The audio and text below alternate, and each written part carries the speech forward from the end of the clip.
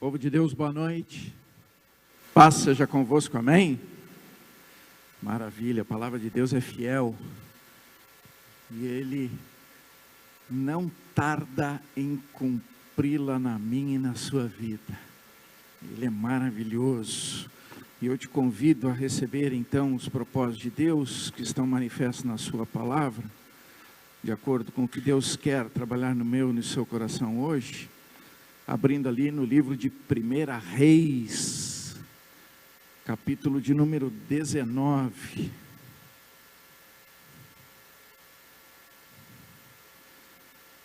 Primeira Reis, número 19.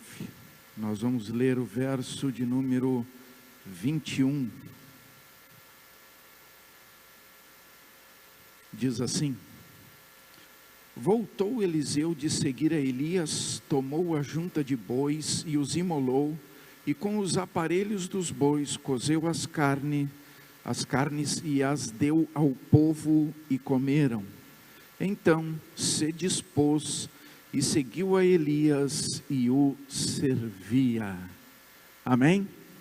Coloca a mão no teu coração, diga: liberdade você dá para ser trabalhado por essa palavra. Senhor Deus Todo-Poderoso, essa é a palavra que Tu designaste a cada um de nós nesta noite, para sermos por ela tratado, trabalhado, para recebermos daquilo que de Ti procede, para abençoar as nossas vidas. Damos toda a liberdade, para que o Teu Espírito Santo assim possa fazer essa construção, trazendo também entendimento, compreensão da revelação da Tua palavra, para que por elas verdadeiramente sejamos edificados. E eu me entrego a Ti também, Espírito Santo, com toda a liberdade, para que Tu me tomes, assim, de não ser eu a falar, mas sim Tu falando e ministrando através de mim. Amém. Pode tomar o vosso lugar.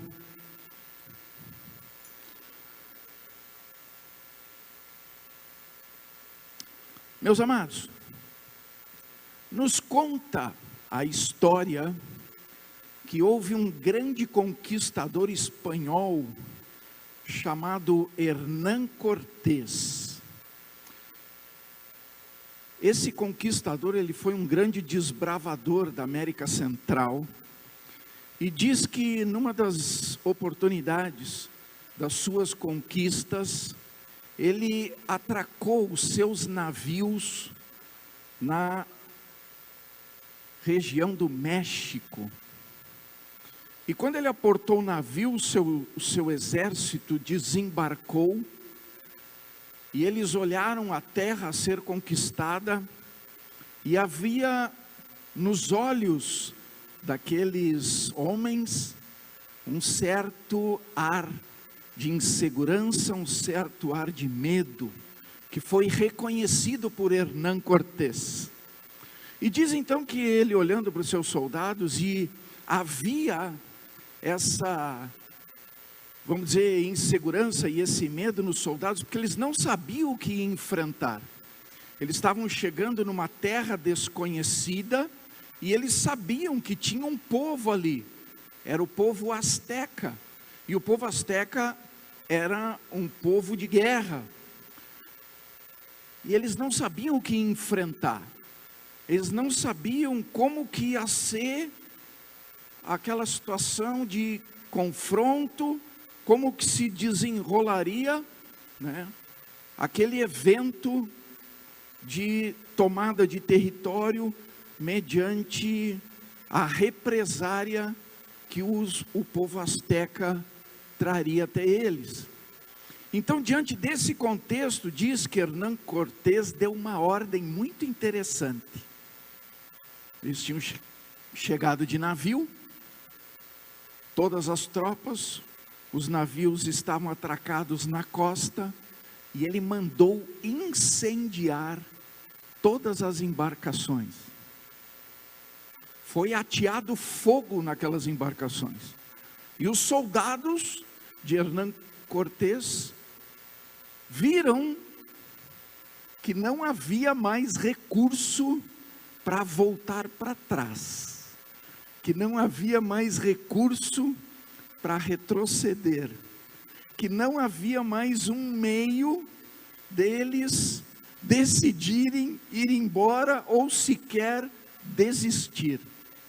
Diz que a frase que ficou conhecida, que foi então ali a narrativa de Hernán Cortés é: ou vencemos ou morremos.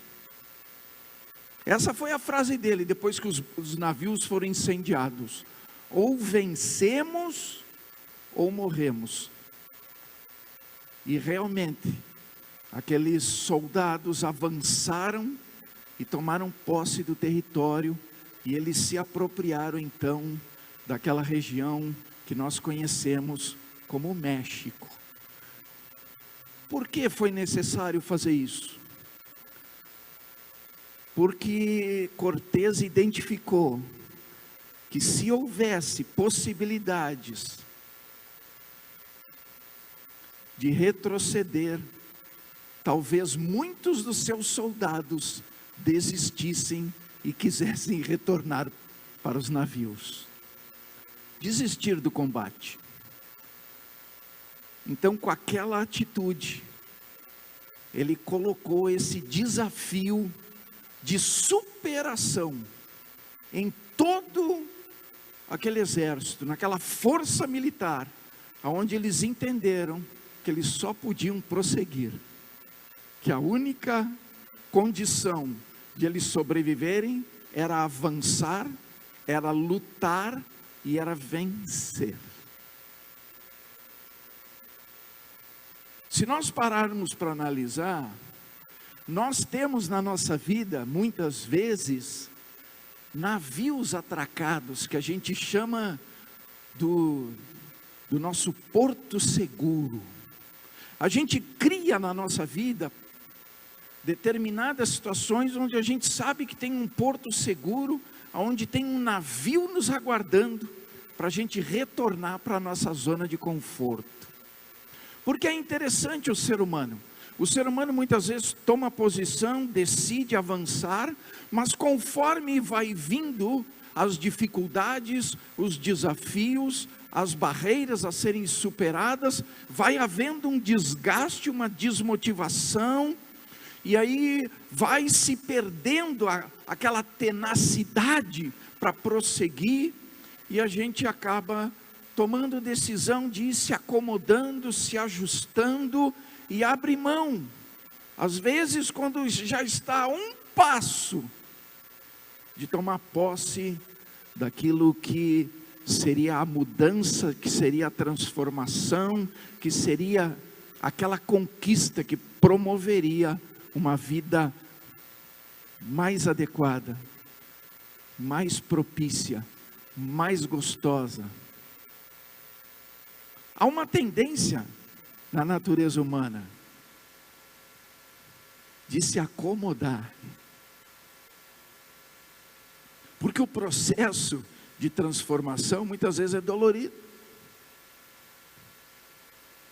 muitas vezes é dolorido, e passa pelas nossas decisões, que tem que, na verdade, ser uma decisão firme. Quando a gente pega lá na história de Daniel, quando ele foi feito prisioneiro, juntamente com os seus 3 amigos compatriotas, né, da nação de Israel, diz que eles foram selecionados dentre muitos jovens que foram conduzidos pelo exército de Nabucodonosor para a cidade de Babilônia, a fim de servir na corte, que eles acabaram se destacando pela sua inteligência, então colocaram eles num processo, onde nesse processo eles tinham que conhecer sobre como servir na corte, como trabalhar na corte de Nabucodonosor, conhecer a cultura daquele povo, daquela nação, conhecer as suas tradições. Então eles tiveram que passar por esse processo de treinamento, de ensino, de instrução, mas diz que o rei determinou que eles comessem das suas iguarias. E é interessante o posicionamento de Daniel, quando ele ouve isso, diz que ele teve o firme propósito no seu coração de não se contaminar com as iguarias do rei. E ele foi até o fim na sua posição, sabendo que inclusive ele corria risco de morte se o rei desse uma ordem por desobediência contra a vida dele. Mas ele assumiu um firme propósito. E por assumir esse firme propósito e se manter nesse firme propósito, ele, nesse processo, se destacou de tal maneira que 4 reis passaram por aquele reinado e Daniel permanecia no mais alto posto de governo. Por quê? Porque quando a gente está firme num propósito de Deus, é Ele que nos levanta, é Ele que nos exalta, é Ele que nos dá honra, e é Ele que nos mantém naquela condição de bênção. Hernán Cortés, quando ele viu a possibilidade nos olhos dos seus homens, de que eles poderiam desejar retroceder, ele queimou aqueles navios. Rompeu com essa possibilidade. E se nós analisarmos na nossa vida, é necessário entender que ao eliminarmos as possibilidades de desistência, nós também eliminamos os argumentos que nos aprisionam em zonas de conforto. E a zona de conforto impede nós de crescer, impede nós de adquirir coisas maiores, melhores, mais excelentes. Eu creio que a pior situação é quando a gente para numa condição onde a gente diz, aqui está bom. Quando na verdade Deus diz que Ele preparou o excelente.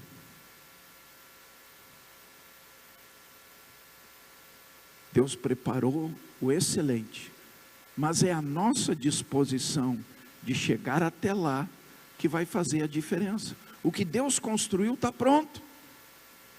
Nós é que temos que conquistar, e para conquistar, nós temos que ter uma firmeza de propósito, porque aí Ele vai nos colocar no lugar de destaque, aí Ele vai nos firmar naquela posição em que Ele preparou para nós, e para nessa posição, promover que a gente possa usufruir do melhor. São conquistas que cabem a nós, não a Deus. Quando a gente pega no texto ali, a gente está falando da vida de Eliseu. Diz que Eliseu, ele pertencia a uma família muito abastada de Israel. Era uma família muito rica. Pastor, como é que o senhor sabe?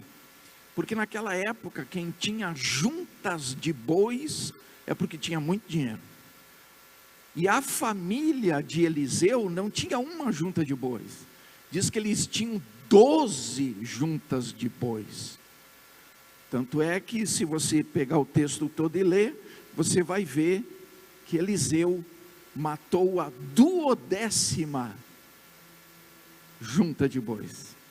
Ele estava com a 12ª. Então ele era de uma família muito rica.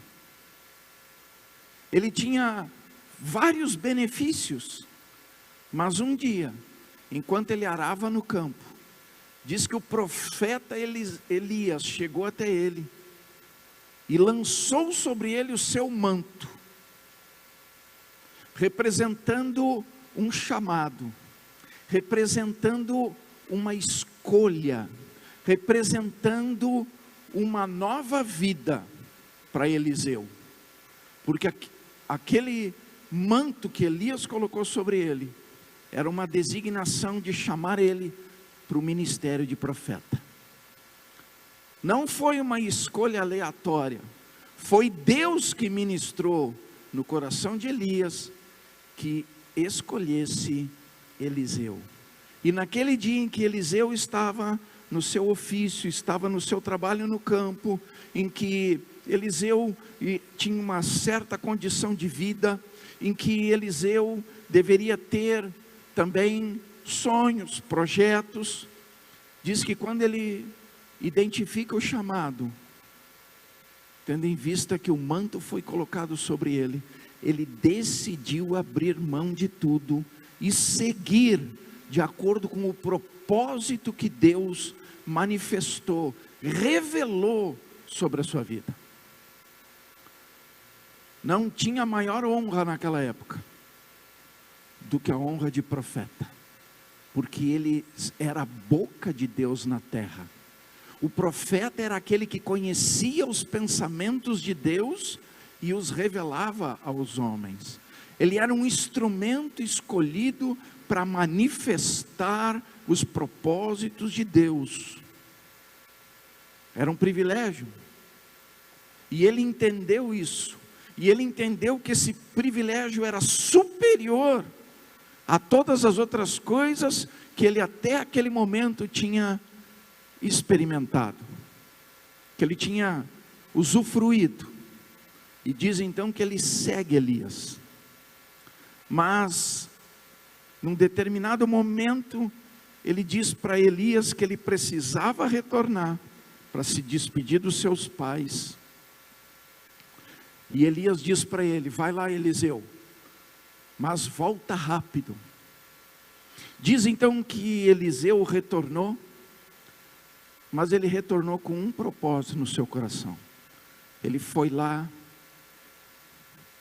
matou os bois, pegou o arado, pegou aqueles paramentos que fazia parte daquela canga que era colocada nos bois. Diz que ele picou tudo como lenha, tocou fogo e usou aquele fogo para assar a carne e entregar para o povo comer. Simbolicamente, dá para nós fazer uma comparação. É como se Eliseu tivesse voltado para queimar os navios, para queimar os barcos, para tocar fogo na possibilidade de retrocesso. Ele foi eliminar as possibilidades de desistência. Ele foi eliminar aquilo que podia colocar no seu coração o desejo de retornar para a sua zona de conforto. Porque na zona de conforto a gente tem domínio de tudo. A gente já conhece tudo. A gente domina aquele território. É facinho fazer todas as coisas acontecerem na nossa zona de conforto, porque nós já conhecemos tudo. Sabemos todos os processos. Mas quando a gente recebe um chamado de Jesus, quando o manto de Jesus vem sobre a nossa vida, nós somos desafiados sim, a ter uma mudança e uma transformação de vida. A sair daquela mesmice, a sair daquela zona de conforto, aonde a gente está acostumado com ela, aonde a gente tem uma cultura própria, aonde a gente exerce as nossas tradições, aonde está presente, marcante, pelas nossas experiências de vida, as nossas atitudes, os nossos procedimentos, a nossa maneira de pensar, de agir e de falar. Mas quando o manto vem sobre nós, Jesus está nos desafiando a nós conquistarmos novos territórios, conquistar uma nova vida, conquistar coisas que Ele preparou para serem boas, aprazíveis e gostosas para mim e para a sua vida. Porque quando a gente aceita o processo de transformação que Cristo nos desafia a vivenciar, essas mudanças geram resultados diferentes na nossa vida.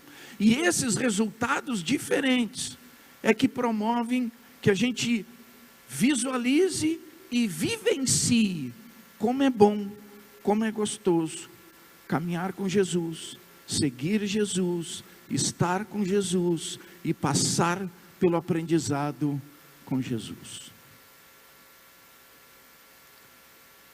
Eu creio que cada um de nós, diante das circunstâncias que a gente tem vivido, que não são circunstâncias gostosas, aprazíveis, mas tem sido um momento árido na nossa vida, tem sido um momento de dificuldades, de incerteza e de insegurança, até mesmo momentos de escassez.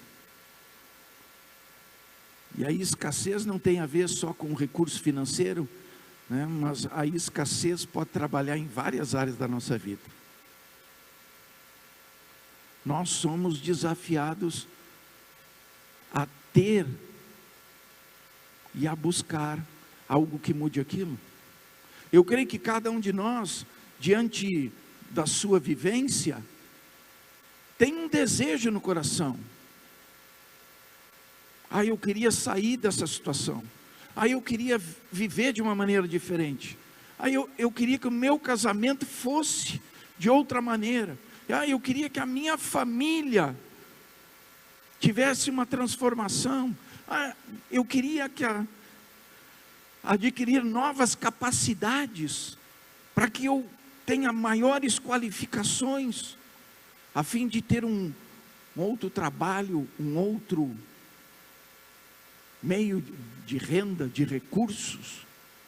Cada um de nós tem o seu sonho, o seu projeto, mas efetivamente o que estamos fazendo para ele acontecer, porque muitas vezes a gente está se agarrando nos navios. A gente está se agarrando nos navios. Como assim, pastor? A gente está se agarrando em coisas que são a nossa zona de conforto e não nos permitem sair daquela situação, que não nos permite ter a mudança e a transformação. A gente fica agarrado naquilo que a gente domina, a gente fica agarrado naquilo que a gente tem controle, a gente fica agarrado naquilo que é fácil. Ou pior ainda, a gente fica agarrado naquilo que a gente se acostumou a viver.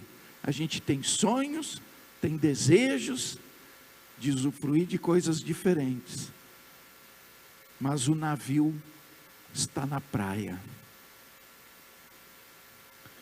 O que Jesus nos desafia é nós tocarmos fogo nesses navios e entendermos que só tem um objetivo: seguir em frente, com uma determinação no nosso coração,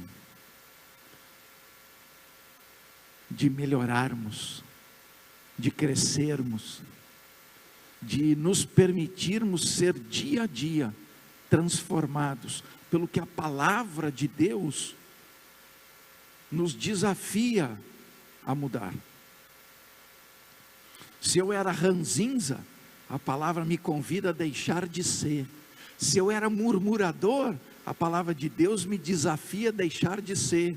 Se eu era aquele praquejador, me desafia a deixar de ser. Se eu era aquele que era pessimista, ela me desafia a deixar de ser. Se eu era aquele que ficava só procurando coisas para expor palavras torpes, palavrões, como a gente diz, a palavra nos desafia a nós mudarmos de linguagem.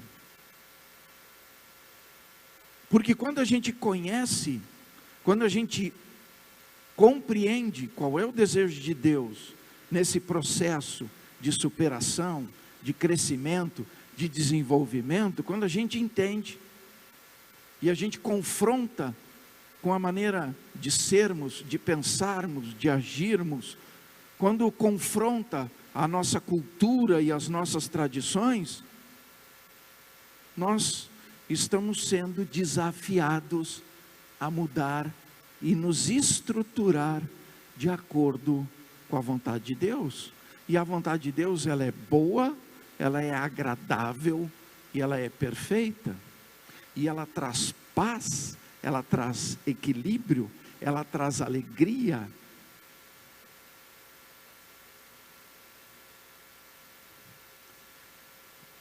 Eu, logo que eu me converti, nos primeiros meses, os primeiros 9 meses da minha conversão, eu li a Bíblia de capa a capa. E eu fui desafiado a mudar várias posturas, vários pensamentos. E eu aceitei o desafio, porque na verdade eu queria experimentar coisas novas, porque a minha vida até aquele momento era um caos. E eu não queria mais aquela vida. Aquela vida eu já conhecia, eu já sabia até os resultados dela. Eu queria resultados diferentes. Então eu comecei a fazer as mudanças. E um dia alguém me disse assim: olha, Namur, seguinte, se tu quer entender mesmo o que é mudar a tua estrutura de pensamento e de ações, lê o livro de Provérbios. Eu li 29 vezes o livro de Provérbios. 29 vezes. E aí é interessante, irmãos, porque a mensagem fica na mente. E aí uma das coisas que mais vinha na minha mente é quando subia aquele calorão, e eu queria responder para a pessoa no mesmo nível. Aí vinha aquele Provérbios na minha mente, rapidinho vinha. A palavra branda acalma o furor. E tinha vezes no início que eu até ficava pensando: mas por que sou eu que tenho que falar baixinho? Né? Porque a gente sempre quer achar uma desculpa. É os outros. Mas aí a palavra diz que mudo eu, muda os outros. Aí a pessoa xingava. E aí eu falava num tom baixinho, num tom tranquilo. Aí a pessoa ia naturalmente baixando o nível da voz. Lá pela terceira vez eu me convenci que funcionava. Aí eu comecei a aplicar na minha vida. Isso promoveu outros benefícios. Por quê?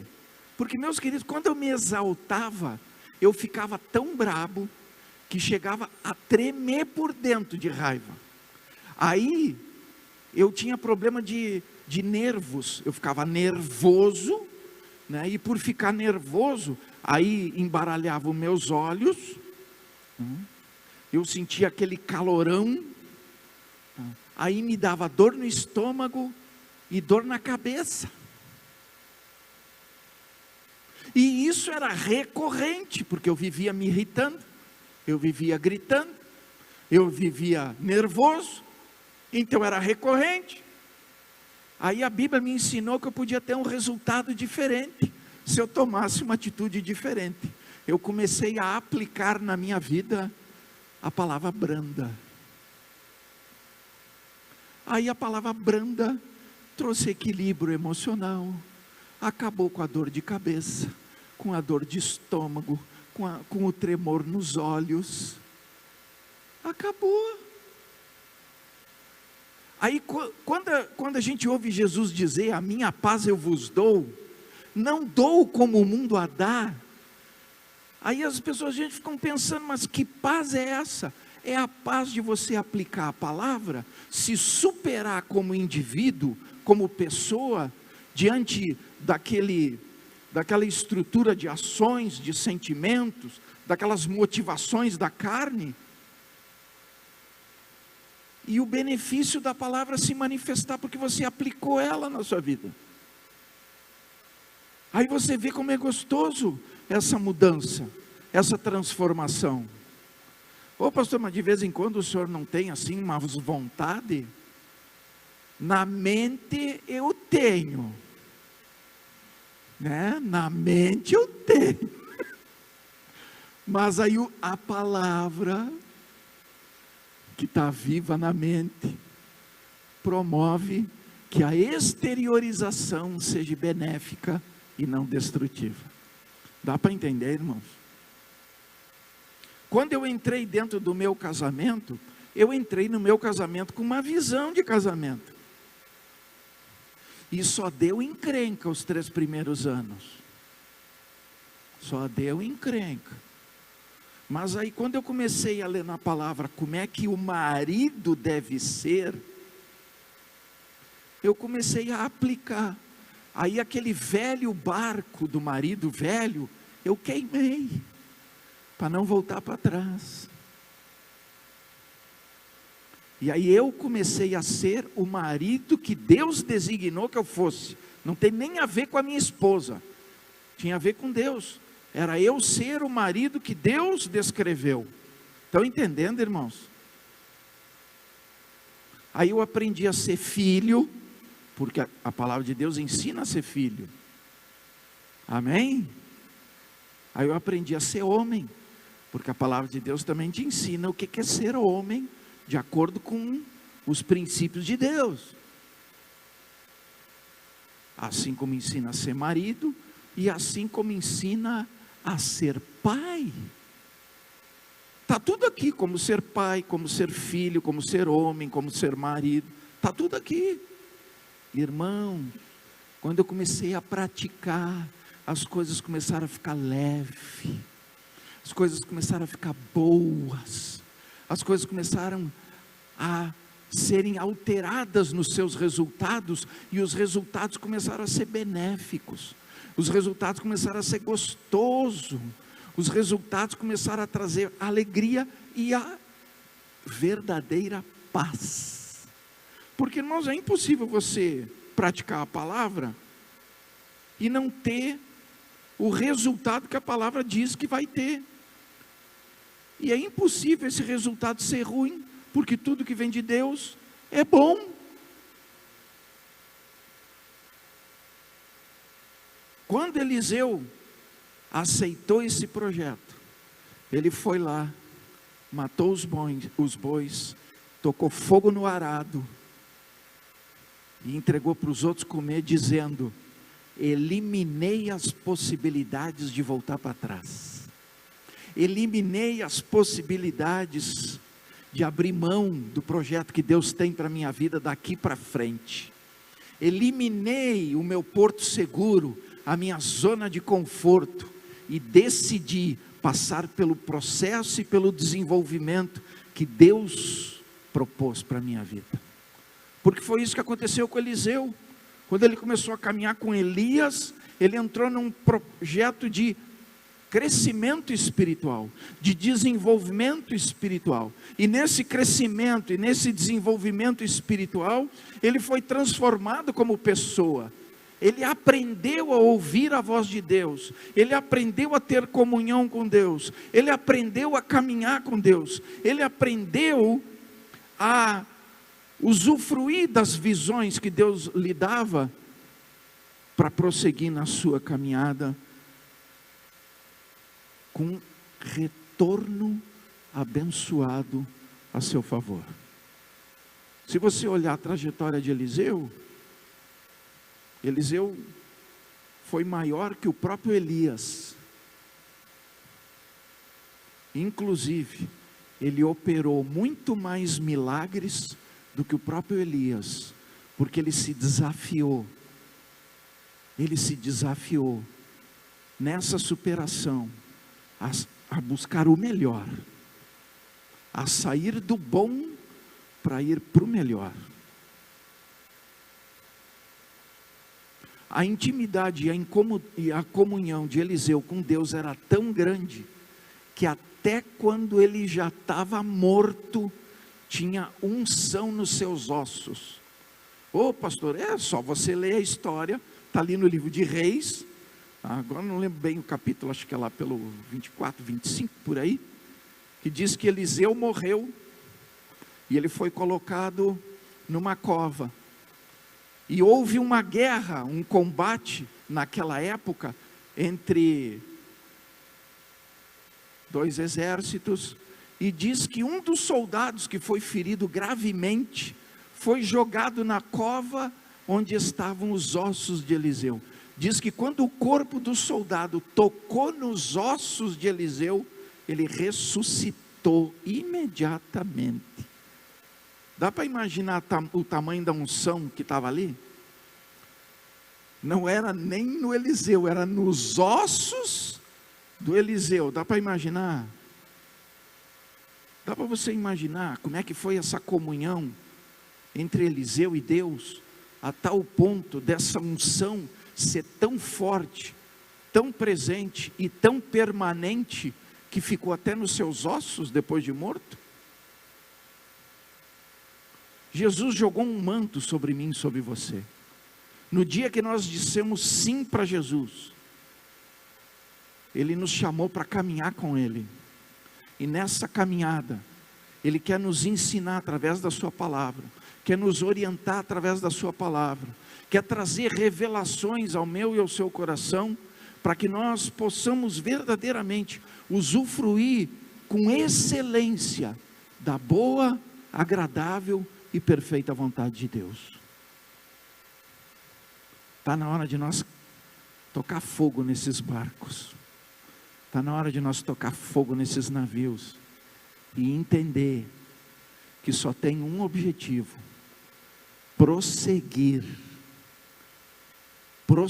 nessa caminhada, mantendo os nossos olhos naquele que é o autor e o consumador da nossa fé, Jesus Cristo, porque nele há sim esperança, nele há sim provisão, nele há sim cura, nele há sim libertação, nele há sim provisão, suprimento, prosperidade, nele há sim uma vida transbordante.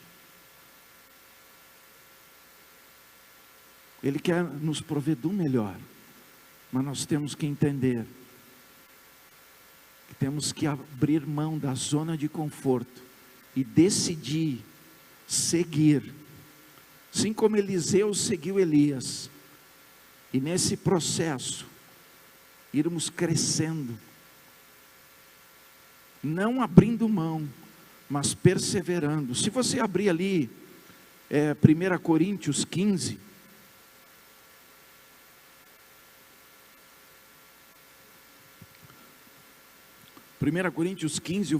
o versículo 58, diz assim, ó: portanto, meus amados irmãos, sede firmes, inabaláveis e sempre abundantes na obra do Senhor, sabendo que no Senhor o vosso trabalho não é vão. Sede firmes e inabaláveis. O que é inabalável? É alguma coisa que não se abala, porque só dá para abalar o que é abalável, mas aquilo que não é abalável não tem como se abalar. Ô pastor, meu querido, se tem um firme propósito no teu coração,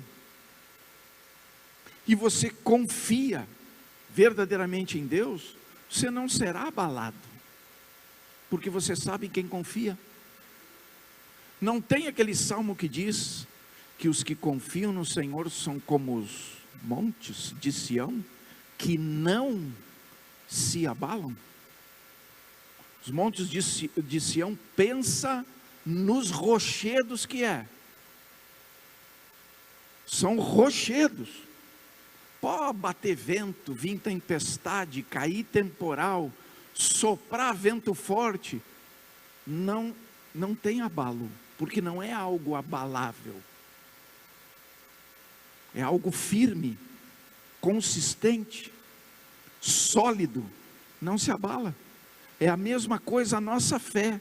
Se verdadeiramente nós temos uma fé sólida no nosso coração, e essa fé é fundamentada na confiança em Deus, na credibilidade em Deus e na sua palavra, pode vir o que vier, meus queridos, nós não vamos ser abalados. Nós não vamos porque olhar para trás para buscar abrigo.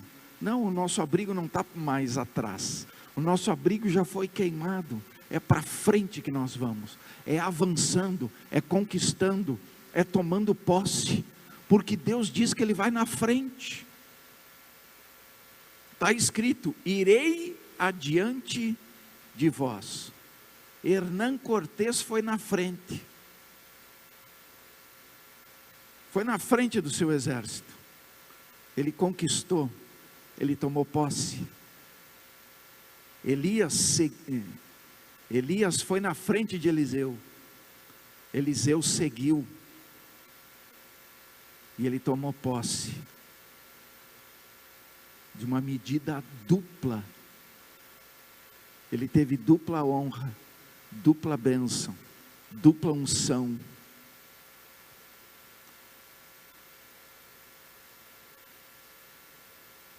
Vamos tocar fogo nos nossos barcos? Fique de pé.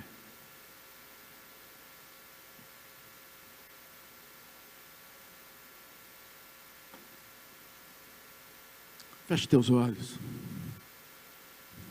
E identifica qual é o barco no qual você tem se abrigado para se manter na zona de conforto. E tem abrido mão de buscar coisas diferentes para a sua vida. De buscar mudança e transformação. Porque o desafio hoje é, identificando esses barcos, tocar fogo neles.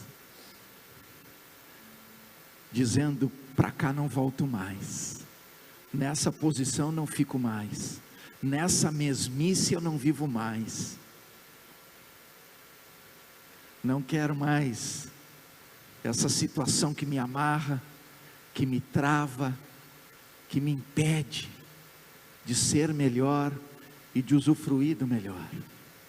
Está na hora de tocar fogo e de prosseguir para o alvo. Porque em Cristo Jesus nós temos a boa medida, recalcada, sacudida e transbordante. Ele veio nos dar vida e vida com abundância.